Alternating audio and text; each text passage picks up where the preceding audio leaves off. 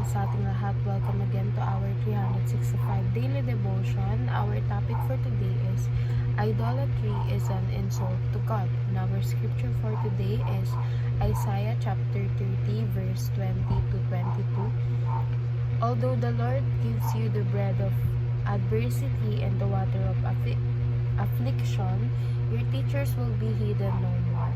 Whether you turn to the left or right, your ears will hear a voice behind you saying, "This is the way, walk in." Then you will discreet your idols all relieved with silver and your image covered with gold. You will throw them away like a menstrual cloth and say to them, "Away with you." So, sinabi dito na makikita daw natin ng Panginoon at maririnig natin ang tinig na magtuturo sa atin kung saang direction tayo papunta. So, ituring daw natin na marurumi yung mga Diyos-Diyosan. Yung tinatawag natin na idolatry.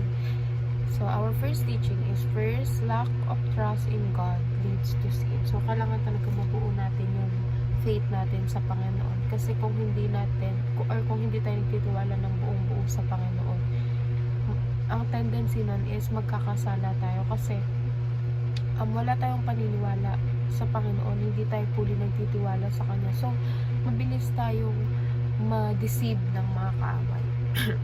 Second, idolatry is an insult to God. So, yung idolatry na sinasabi natin is yung paniniwala sa mga Diyos-Diyosan. Insult to sa Panginoon kasi siya yung gumawa sa'yo, tapos He creates you, and then after that, sa iba ka naniwala, iba yung sinamba mo, di ba?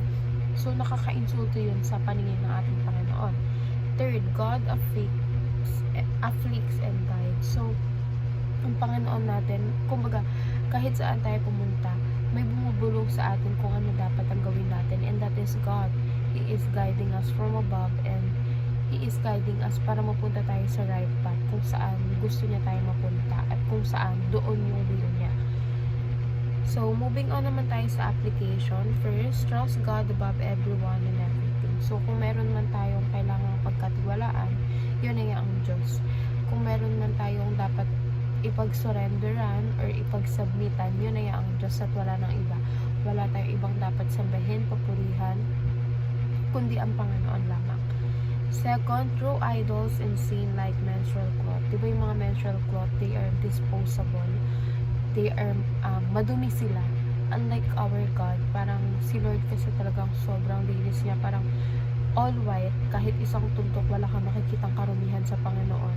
So, yung mga idols or mga Diyos-Diyosan, diba pag sinabi naman kasi natin Diyos-Diyosan, hindi sila tunay na Diyos. So, itapon na natin sila kasabay ng mga kasalanan.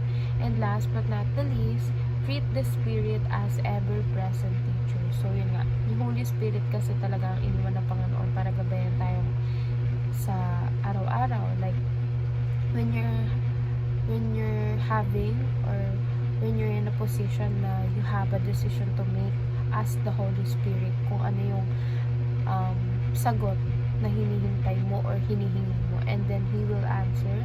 The Holy Spirit will answer you, and mapupunta ka sa right path kung saan gusto ng Panginoon na mapunta ka. So, yun lamang po. And see you again on our next 365 daily devotion.